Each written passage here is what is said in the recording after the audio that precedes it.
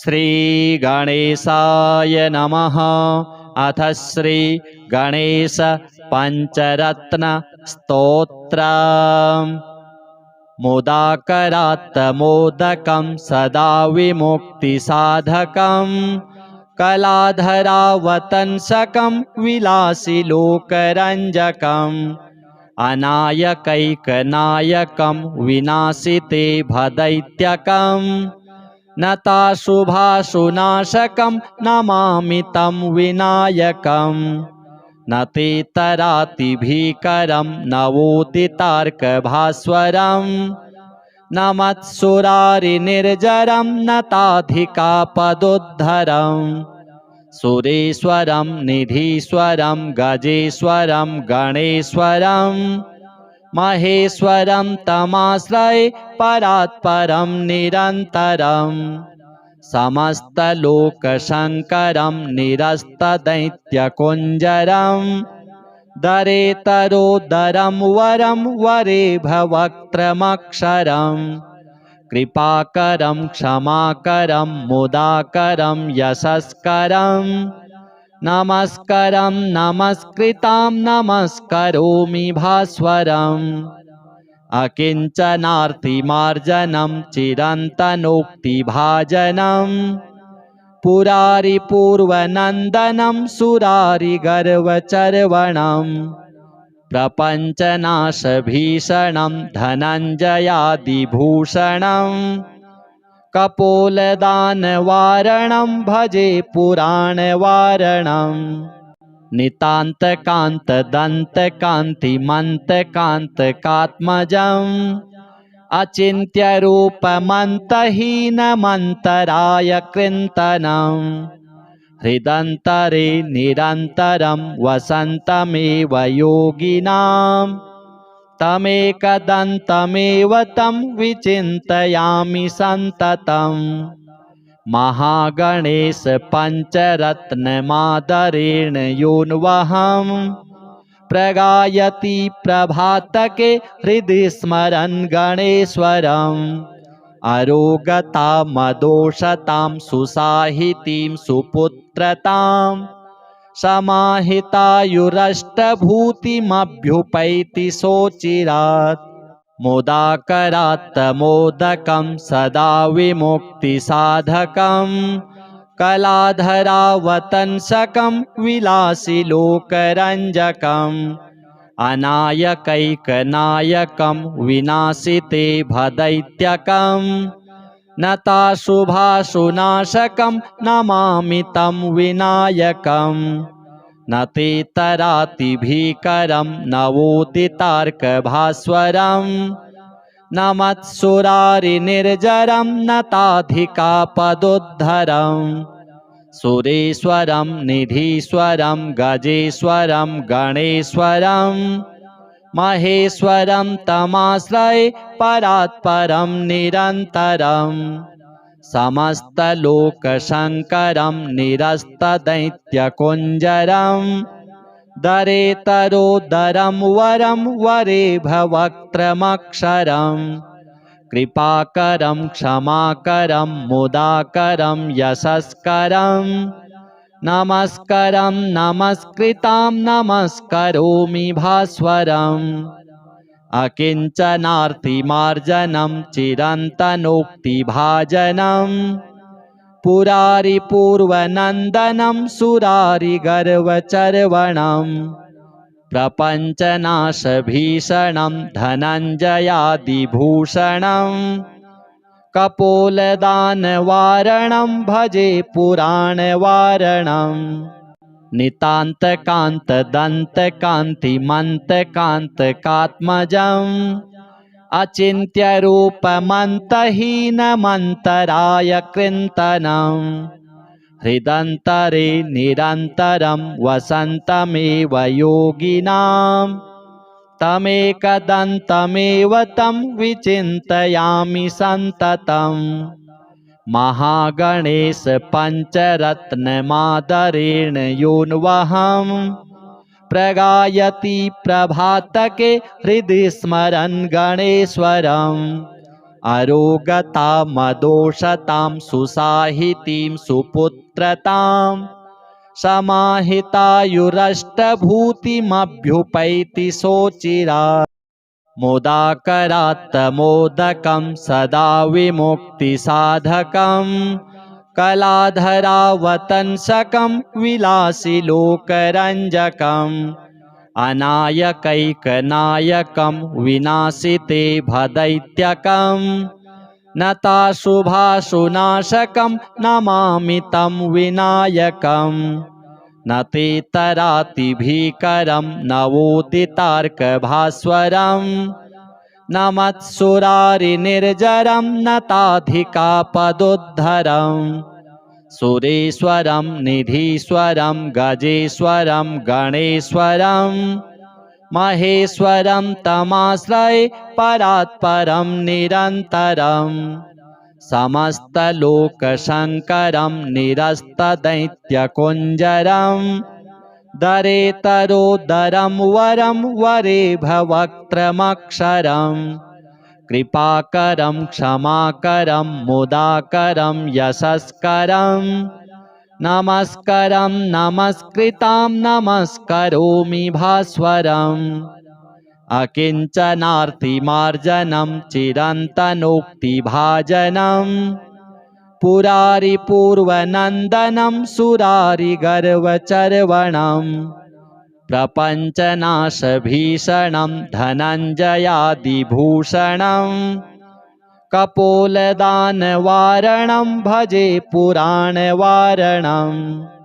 नितान्तकान्तदन्तकान्तिमन्तकान्तकात्मजम् अचिन्त्यरूपमन्तहीनमन्तराय कृन्तनम् हृदन्तरे निरन्तरं वसन्तमेव योगिनां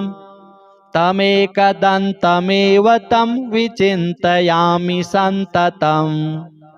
महागणेश पञ्चरत्नमादरेण योऽन्वहं प्रगायति प्रभातके हृदि स्मरन् गणेश्वरम् अरोगतामदोषतां सुसाहितीं सुपुत्रतां समाहितायुरष्टभूतिमभ्युपैति सोचिरात् मोदाकरात्तमोदकं सदा विमुक्तिसाधकं कलाधरावतंसकं विलासिलोकरञ्जकम् अनायकैकनायकं विनाशिते भदैत्यकं नताशुभाशुनाशकं नमामि तं विनायकम् न ते तरातिभीकरं नवोदितार्कभास्वरं न मत्सुरारिनिर्जरं न ताधिकापदोद्धरम् सुरेश्वरं निधीश्वरं गजेश्वरं गणेश्वरं महेश्वरं तमाश्रये परात्परं निरन्तरम् समस्तलोकशङ्करं निरस्तदैत्यकुञ्जरं दरेतरोदरं वरं वरेभवक्त्रमक्षरम् कृपाकरं क्षमाकरं मुदाकरं यशस्करं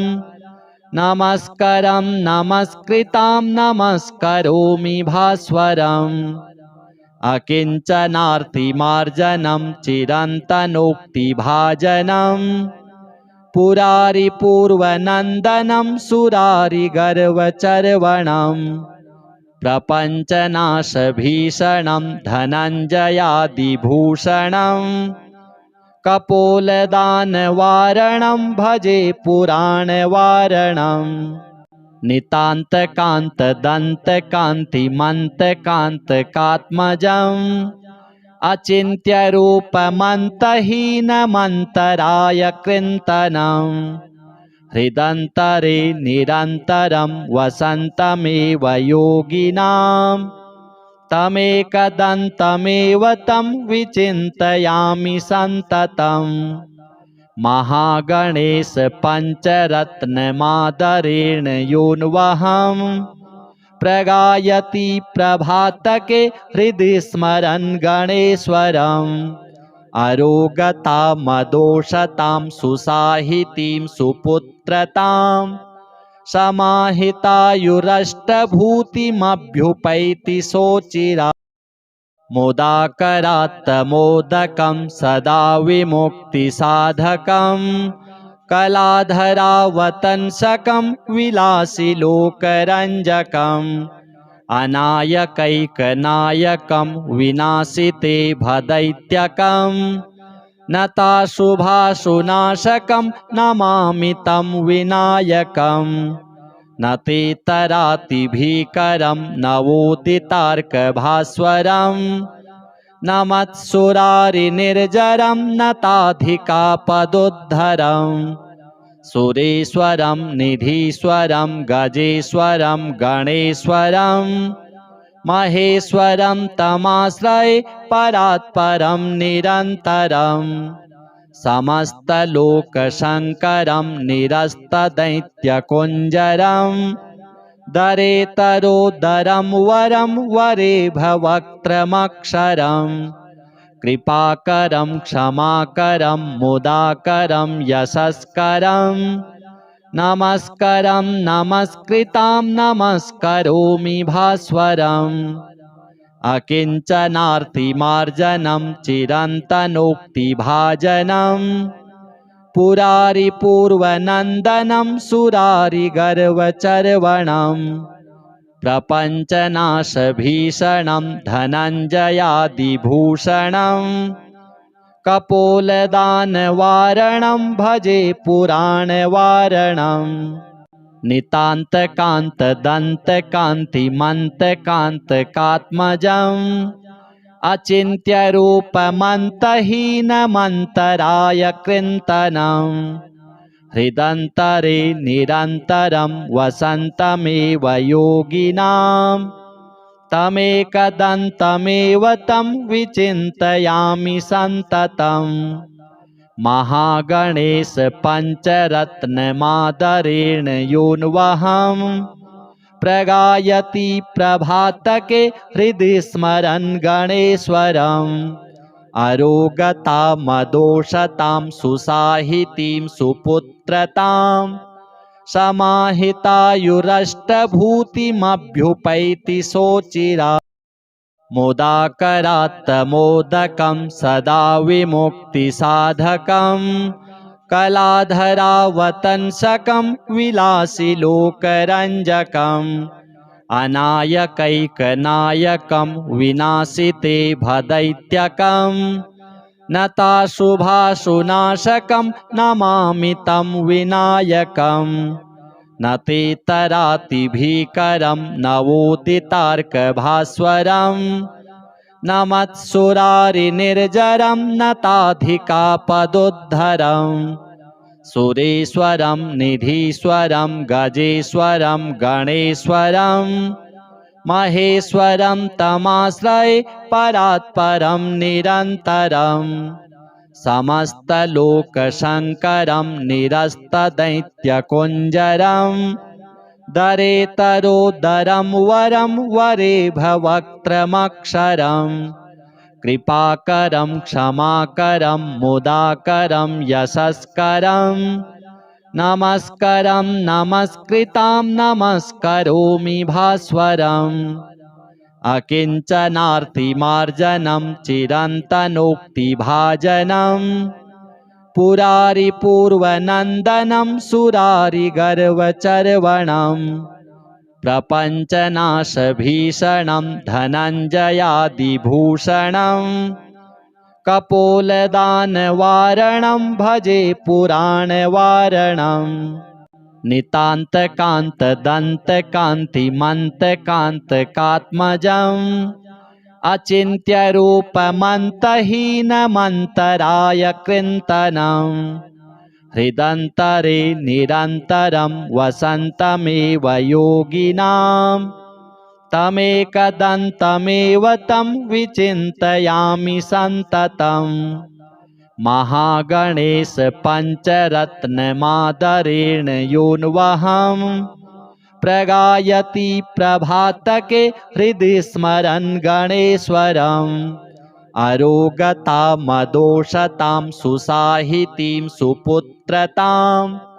समाहितायुरष्टभूतिमभ्युपैति सोचिरात् मोदाकरात्तमोदकं सदा विमुक्तिसाधकं कलाधरावतंसकं विलासिलोकरञ्जकम् अनायकैकनायकं विनाशिते भदैत्यकं नताशुभाशुनाशकं नमामि तं विनायकम् न ते तरातिभीकरं नवोदितार्कभास्वरं न मत्सुरारिनिर्जरं न ताधिकापदोद्धरम् सुरेश्वरं निधीश्वरं गजेश्वरं गणेश्वरं महेश्वरं तमाश्रये परात्परं निरन्तरं समस्तलोकशङ्करं निरस्तदैत्यकुञ्जरं दरेतरोदरं वरं वरेभवक्त्रमक्षरम् कृपाकरं क्षमाकरं मुदाकरं यशस्करं नमस्करं नमस्कृतां नमस्करोमि भास्वरम् अकिञ्चनार्तिमार्जनं चिरन्तनोक्तिभाजनं पुरारिपूर्वनन्दनं सुरारिगर्वचर्वणम् प्रपञ्चनाशभीषणं धनञ्जयादिभूषणं कपोलदानवारणं भजे पुराणवारणं नितान्तकान्तदन्तकान्तिमन्तकान्तकात्मजम् अचिन्त्यरूपमन्तहीनमन्तराय कृन्तनम् हृदन्तरे निरन्तरं वसन्तमेव योगिनां तमेकदन्तमेव तं विचिन्तयामि सन्ततं महागणेश पञ्चरत्नमादरेण योऽन्वहं प्रगायति प्रभातके हृदि स्मरन् गणेश्वरम् अरोगतामदोषतां सुसाहितीं सुपुत्रतां समाहितायुरष्टभूतिमभ्युपैति शोचि मोदाकरात्तमोदकं सदा विमुक्तिसाधकं कलाधरावतंसकं विलासिलोकरञ्जकम् अनायकैकनायकं विनाशिते भदैत्यकं नताशुभाशुनाशकं नमामि तं विनायकम् न ते तरातिभीकरं नवोदितार्कभास्वरं न मत्सुरारिनिर्जरं न ताधिकापदोद्धरम् सुरेश्वरं निधीश्वरं गजेश्वरं गणेश्वरं महेश्वरं तमाश्रये परात्परं निरन्तरं समस्तलोकशङ्करं निरस्तदैत्यकुञ्जरं दरेतरोदरं वरं वरेभवक्त्रमक्षरम् कृपाकरं क्षमाकरं मुदाकरं यशस्करं नमस्करं नमस्कृतां नमस्करोमि भास्वरम् अकिञ्चनार्तिमार्जनं चिरन्तनोक्तिभाजनं पुरारिपूर्वनन्दनं सुरारिगर्वचर्वणम् प्रपञ्चनाशभीषणं धनञ्जयादिभूषणं कपोलदानवारणं भजे पुराणवारणम् नितान्तकान्तदन्तकान्तिमन्तकान्तकात्मजम् अचिन्त्यरूपमन्तहीनमन्तराय कृन्तनम् हृदन्तरे निरन्तरं वसन्तमेव योगिनां तमेकदन्तमेव तं विचिन्तयामि सन्ततं महागणेश पञ्चरत्नमादरेण योऽन्वहं प्रगायति प्रभातके हृदि स्मरन् गणेश्वरम् अरोगतामदोषतां सुसाहितीं सुपुत्रतां समाहितायुरष्टभूतिमभ्युपैति सोचिरा मोदाकरात्तमोदकं सदा विमुक्तिसाधकं कलाधरावतंसकं विलासिलोकरञ्जकम् अनायकैकनायकं विनाशिते भदैत्यकं नताशुभाशुनाशकं नमामि तं विनायकम् न ते तरातिभीकरं नवोदितार्कभास्वरं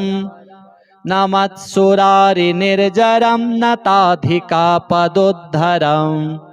सुरेश्वरं निधीश्वरं गजेश्वरं गणेश्वरं महेश्वरं तमाश्रये परात्परं निरन्तरं समस्तलोकशङ्करं निरस्तदैत्यकुञ्जरं दरेतरोदरं वरं वरेभवक्त्रमक्षरम् कृपाकरं क्षमाकरं मुदाकरं यशस्करं नमस्करं नमस्कृतां नमस्करोमि भास्वरम् अकिञ्चनार्तिमार्जनं चिरन्तनोक्तिभाजनं पुरारिपूर्वनन्दनं सुरारिगर्वचर्वणम् प्रपञ्चनाशभीषणं धनञ्जयादिभूषणं कपोलदानवारणं भजे पुराणवारणं नितान्तकान्तदन्तकान्तिमन्तकान्तकात्मजम् अचिन्त्यरूपमन्तहीनमन्तराय कृन्तनं हृदन्तरे निरन्तरं वसन्तमेव योगिनां तमेकदन्तमेव तं विचिन्तयामि सन्ततम् महागणेश पञ्चरत्नमादरेण योऽन्वहं प्रगायति प्रभातके हृदि स्मरन् गणेश्वरम् अरोगतामदोषतां सुसाहितीं सुपुत्रतां समाहितायुरष्टभूतिमभ्युपैति सोचिरा मोदाकरात्तमोदकं सदा विमुक्तिसाधकं कलाधरावतंसकं विलासिलोकरञ्जकम् अनायकैकनायकं विनाशिते भदैत्यकं नताशुभाशुनाशकं नमामि तं विनायकम् न ते तरातिभीकरं नवोदितार्कभास्वरं न मत्सुरारिनिर्जरं नताधिकापदोद्धरम्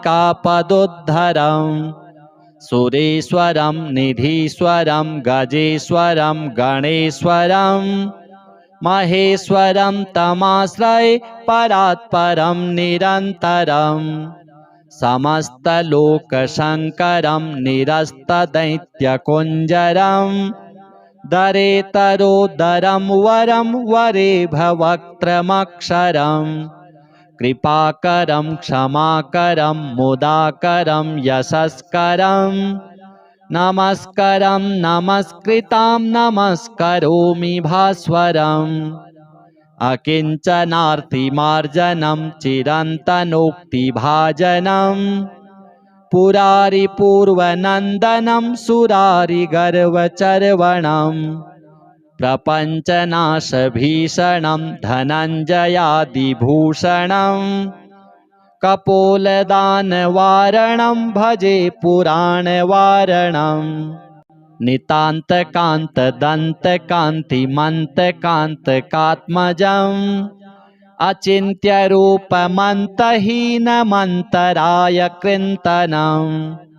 हृदन्तरे निरन्तरं वसन्तमेव योगिनां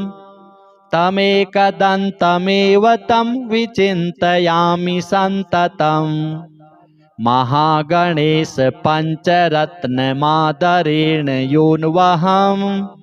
प्रगायति प्रभातके हृदि स्मरन् गणेश्वरम् अरोगतामदोषतां सुसाहितीं सुपुत्रतां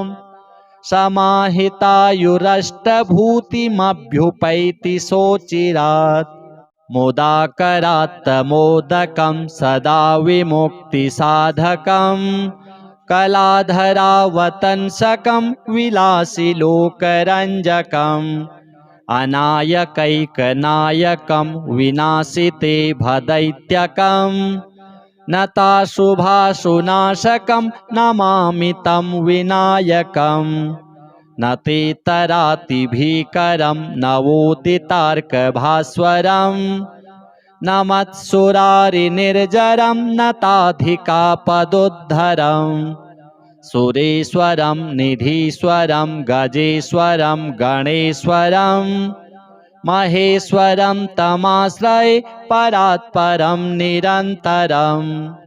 समस्तलोकशङ्करं निरस्तदैत्यकुञ्जरं दरेतरोदरं वरं वरेभवक्त्रमक्षरम् कृपाकरं क्षमाकरं मुदाकरं यशस्करं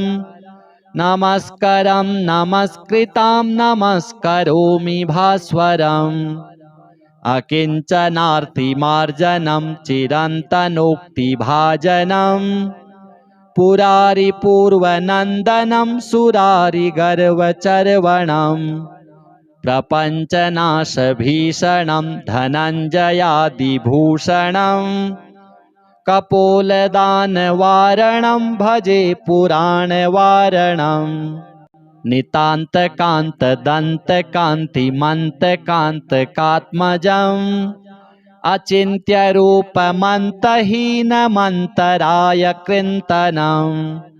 हृदन्तरे निरन्तरं वसन्तमेव योगिनां तमेकदन्तमेव तं विचिन्तयामि सन्ततम् महागणेश पञ्चरत्नमादरेण योऽन्वहं प्रगायति प्रभातके हृदि स्मरन् गणेश्वरम् अरोगतामदोषतां सुसाहितीं सुपुत्रतां समाहितायुरष्टभूतिमभ्युपैति सोचिरात् मोदाकरात्तमोदकं सदा विमुक्तिसाधकं कलाधरावतंसकं विलासिलोकरञ्जकम् अनायकैकनायकं विनाशिते भदैत्यकं नताशुभाशुनाशकं नमामि तं विनायकम् न ते तरातिभीकरं नवोदितार्कभास्वरं न मत्सुरारिनिर्जरं न ताधिकापदोद्धरम् सुरेश्वरं निधीश्वरं गजेश्वरं गणेश्वरं महेश्वरं तमाश्रये परात्परं निरन्तरं समस्तलोकशङ्करं निरस्तदैत्यकुञ्जरं दरेतरोदरं वरं वरेभवक्त्रमक्षरम् कृपाकरं क्षमाकरं मुदाकरं यशस्करं नमस्करं नमस्कृतां नमस्करोमि भास्वरम् अकिञ्चनार्तिमार्जनं चिरन्तनोक्तिभाजनं पुरारिपूर्वनन्दनं सुरारिगर्वचर्वणम् प्रपञ्चनाशभीषणं धनञ्जयादिभूषणं कपोलदानवारणं भजे पुराणवारणं नितान्तकान्तदन्तकान्तिमन्तकान्तकात्मजम् अचिन्त्यरूपमन्तहीनमन्तराय कृन्तनं हृदन्तरे निरन्तरं वसन्तमेव योगिनां तमेकदन्तमेव तं विचिन्तयामि सन्ततम् महागणेश पञ्चरत्नमादरेण योऽन्वहं प्रगायति प्रभातके हृदि स्मरन् गणेश्वरम् अरोगतामदोषतां सुसाहितीं सुपुत्रतां समाहितायुरष्टभूतिमभ्युपैति शोचित् मोदाकरात्तमोदकं सदा विमुक्तिसाधकं कलाधरावतंसकं विलासिलोकरञ्जकम् अनायकैकनायकं विनाशिते भदैत्यकं नताशुभाशुनाशकं नमामि तं विनायकम् न ते तरातिभीकरं नवोदितार्कभास्वरं न मत्सुरारिनिर्जरं नताधिकापदोद्धरम् सुरेश्वरं निधीश्वरं गजेश्वरं गणेश्वरं महेश्वरं तमाश्रये परात्परं निरन्तरं समस्तलोकशङ्करं निरस्तदैत्यकुञ्जरं दरेतरोदरं वरं वरेभवक्त्रमक्षरम् कृपाकरं क्षमाकरं मुदाकरं यशस्करं नमस्करं नमस्कृतां नमस्करोमि भास्वरम् अकिञ्चनार्तिमार्जनं चिरन्तनोक्तिभाजनं पुरारिपूर्वनन्दनं सुरारिगर्वचर्वणम् प्रपञ्चनाशभीषणं धनञ्जयादिभूषणं कपोलदानवारणं भजे पुराणवारणं नितान्तकान्तदन्तकान्तिमन्तकान्तकात्मजम् अचिन्त्यरूपमन्तहीनमन्तराय कृन्तनं हृदन्तरे निरन्तरं वसन्तमेव योगिनां तमेकदन्तमेव तं विचिन्तयामि सन्ततम् महागणेश पञ्चरत्नमादरेण योऽन्वहं प्रगायति प्रभातके हृदि स्मरन् गणेश्वरम् अरोगतामदोषतां सुसाहितीं सुपुत्रतां समाहितायुरष्टभूतिमभ्युपैति शोचित् मोदाकरात्तमोदकं सदा विमुक्तिसाधकं कलाधरावतंसकं विलासिलोकरञ्जकम् अनायकैकनायकं विनाशिते भदैत्यकं नताशुभाशुनाशकं नमामि तं विनायकम् न ते तरातिभीकरं नवोदितार्कभास्वरं न मत्सुरारिनिर्जरं नताधिकापदोद्धरम् सुरेश्वरं निधीश्वरं गजेश्वरं गणेश्वरं महेश्वरं तमाश्रये परात्परं निरन्तरं समस्तलोकशङ्करं निरस्तदैत्यकुञ्जरं दरेतरोदरं वरं वरेभवक्त्रमक्षरम् कृपाकरं क्षमाकरं मुदाकरं यशस्करं नमस्करं नमस्कृतां नमस्करोमि भास्वरम् अकिञ्चनार्तिमार्जनं चिरन्तनोक्तिभाजनं पुरारिपूर्वनन्दनं सुरारिगर्वचर्वणम् प्रपञ्चनाशभीषणं धनञ्जयादिभूषणं कपोलदानवारणं भजे पुराणवारणं नितान्तकान्तदन्तकान्तिमन्तकान्तकात्मजम् अचिन्त्यरूपमन्तहीनमन्तराय कृन्तनं हृदन्तरे निरन्तरं वसन्तमेव योगिनां तमेकदन्तमेव तं विचिन्तयामि सन्ततम् महागणेश पञ्चरत्नमादरेण योऽन्वहं प्रगायति प्रभातके हृदि स्मरन् गणेश्वरम् अरोगतामदोषतां सुसाहितीं सुपुत्रतां समाहितायुरष्टभूतिमभ्युपैति सोचिरा मोदाकरात्तमोदकं सदा विमुक्तिसाधकं कलाधरावतंसकं विलासिलोकरञ्जकम् अनायकैकनायकं विनाशिते भदैत्यकं नताशुभाशुनाशकं नमामि तं विनायकम् न ते तरातिभीकरं नवोदितार्कभास्वरं न मत्सुरारिनिर्जरं न ताधिकापदोद्धरं सुरेश्वरं निधीश्वरं गजेश्वरं गणेश्वरं महेश्वरं तमाश्रये परात्परं निरन्तरं समस्तलोकशङ्करं निरस्तदैत्यकुञ्जरं दरेतरोदरं वरं वरेभवक्त्रमक्षरं कृपाकरं क्षमाकरं मुदाकरं यशस्करं नमस्करं नमस्कृतां नमस्करोमि भास्वरम् अकिञ्चनार्तिमार्जनं चिरन्तनोक्तिभाजनं पुरारिपूर्वनन्दनं सुरारिगर्वचर्वणं प्रपञ्चनाशभीषणं धनञ्जयादिभूषणं कपोलदानवारणं भजे पुराणवारणम् नितान्तकान्तदन्तकान्तिमन्तकान्तकात्मजम्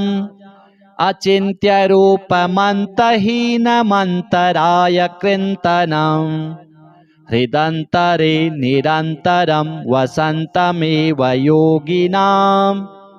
तमेकदन्तमेव तं विचिन्तयामि सन्ततम् महागणेश पञ्चरत्नमादरेण योऽन्वहं प्रगायति प्रभातके हृदि स्मरन् गणेश्वरम् अरोगतामदोषतां सुसाहितीं सुपुत्रतां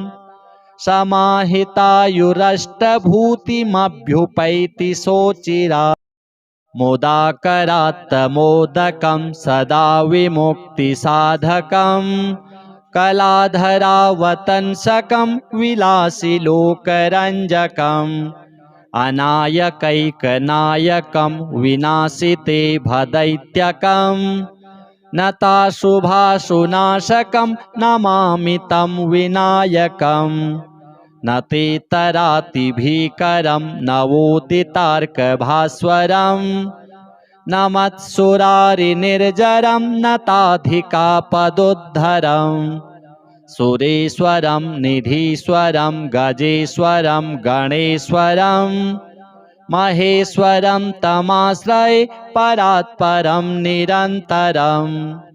समस्तलोकशङ्करं निरस्तदैत्यकुञ्जरं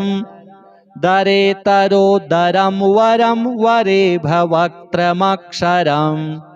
कृपाकरं क्षमाकरं मुदाकरं यशस्करं नमस्करं नमस्कृतां नमस्करोमि भास्वरम् अकिञ्चनार्तिमार्जनं चिरन्तनोक्तिभाजनं पुरारिपूर्वनन्दनं सुरारिगर्वचर्वणं प्रपञ्चनाशभीषणं धनञ्जयादिभूषणं कपोलदानवारणं भजे पुराणवारणम् नितान्तकान्तदन्तकान्तिमन्तकान्तकात्मजम् अचिन्त्यरूपमन्तहीनमन्तराय कृन्तनं हृदन्तरे निरन्तरं वसन्तमेव योगिनां तमेकदन्तमेव तं विचिन्तयामि सन्ततम् महागणेश पञ्चरत्नमादरेण योऽन्वहं प्रगायति प्रभातके हृदि स्मरन् गणेश्वरम् अरोगतामदोषतां सुसाहितीं सुपुत्रतां समाहितायुरष्टभूतिमभ्युपैति सोचिरा मोदाकरात्तमोदकं सदा विमुक्तिसाधकं कलाधरावतंसकं विलासिलोकरञ्जकम् अनायकैकनायकं विनाशिते भदैत्यकं नताशुभाशुनाशकं नमामि तं विनायकम् न ते तरातिभीकरं नवोदितार्कभास्वरं न मत्सुरारिनिर्जरं न ताधिकापदोद्धरम्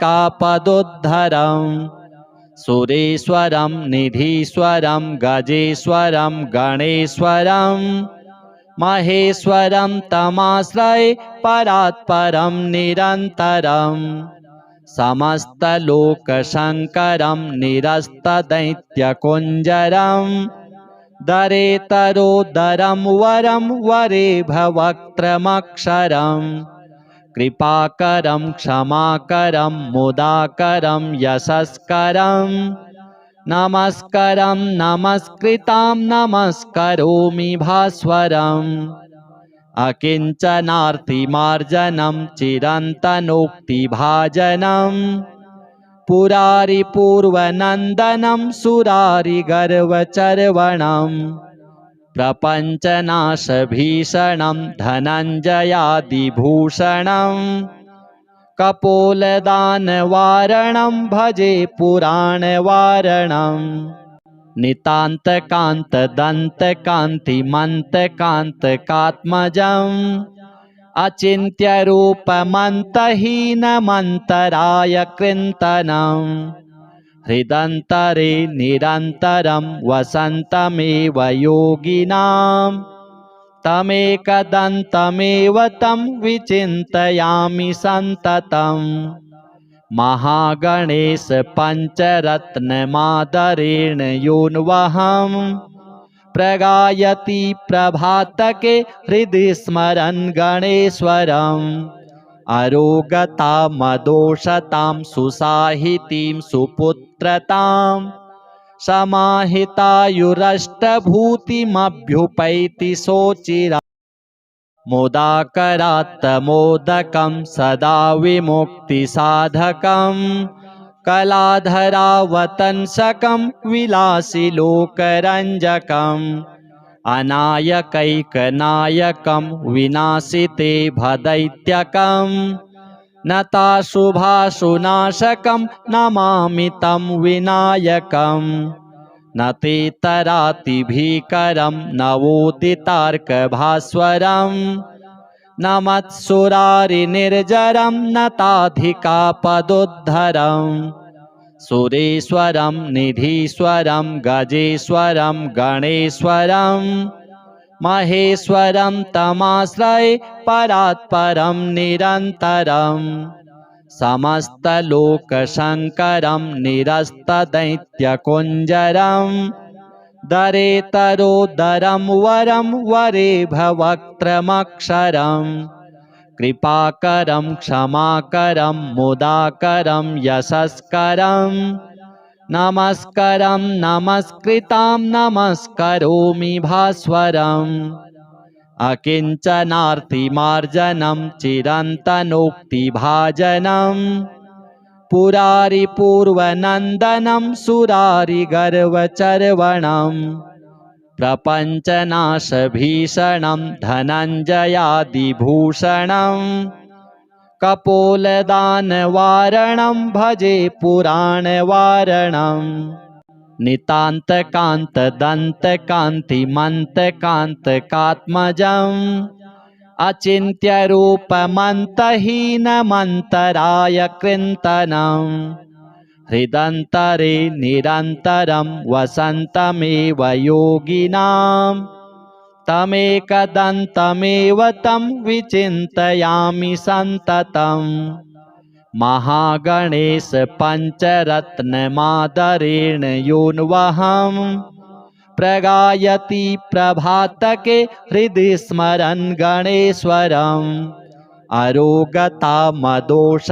सुसाहितीं सुपुत्रतां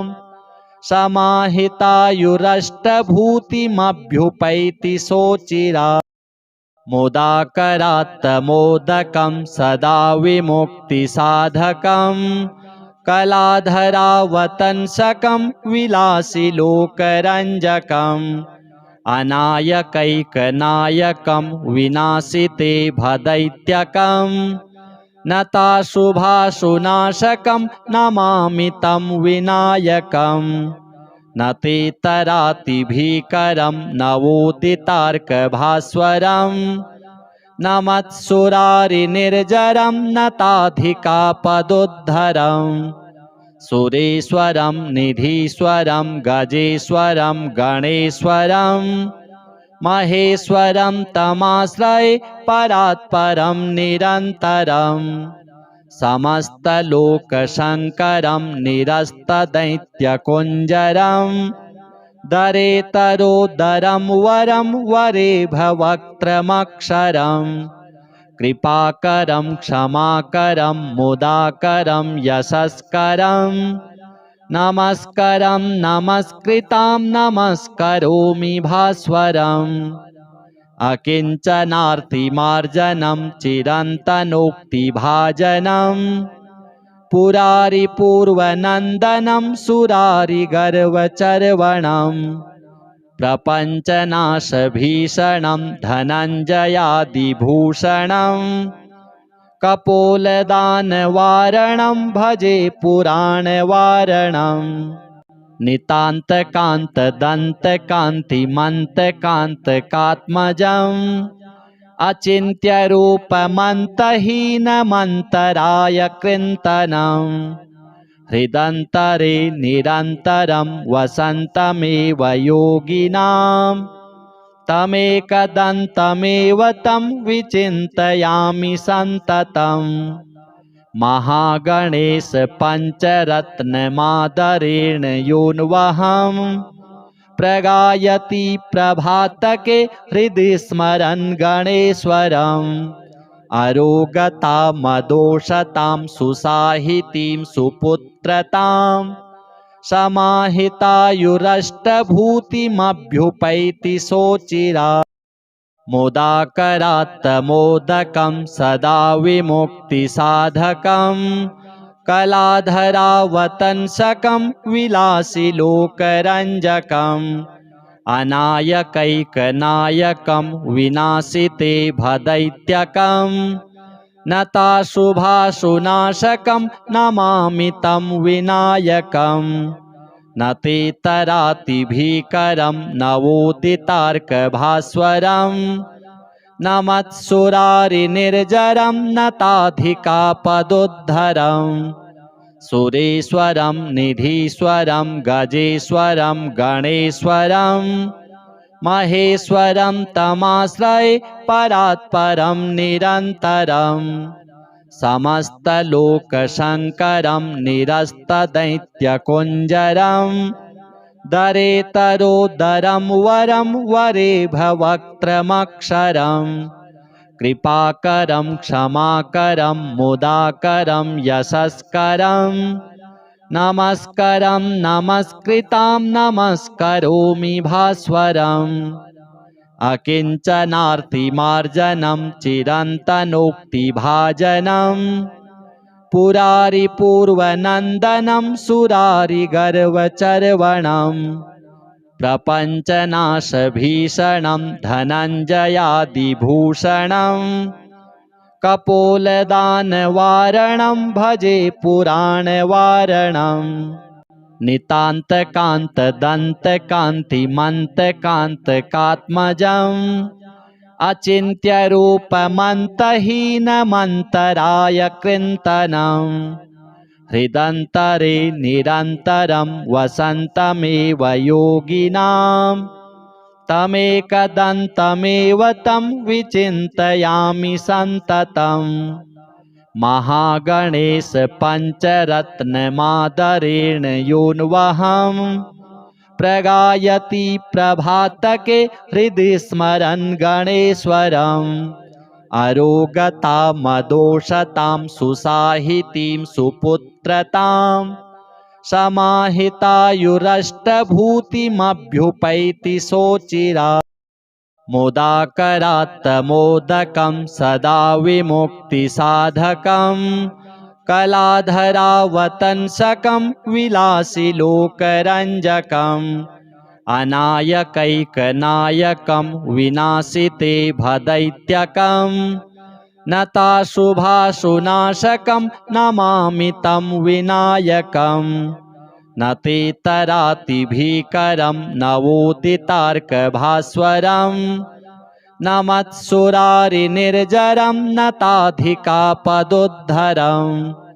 सुरेश्वरं निधीश्वरं गजेश्वरं गणेश्वरं महेश्वरं तमाश्रये परात्परं निरन्तरं समस्तलोकशङ्करं निरस्तदैत्यकुञ्जरं दरेतरोदरं वरं वरेभवक्त्रमक्षरम् कृपाकरं क्षमाकरं मुदाकरं यशस्करं नमस्करं नमस्कृतां नमस्करोमि भास्वरम् अकिञ्चनार्तिमार्जनं चिरन्तनोक्तिभाजनं पुरारिपूर्वनन्दनं सुरारिगर्वचर्वणम् प्रपञ्चनाशभीषणं धनञ्जयादिभूषणं कपोलदानवारणं भजे पुराणवारणं नितान्तकान्तदन्तकान्तिमन्तकान्तकात्मजम् अचिन्त्यरूपमन्तहीनमन्तराय कृन्तनं हृदन्तरे निरन्तरं वसन्तमेव योगिनां तमेकदन्तमेव तं विचिन्तयामि सन्ततं महागणेश पञ्चरत्नमादरेण योऽन्वहं प्रगायति प्रभातके हृदि स्मरन् गणेश्वरम् अरोगतामदोषतां सुसाहितीं सुपुत्रतां समाहितायुरष्टभूतिमभ्युपैति सोचिरात्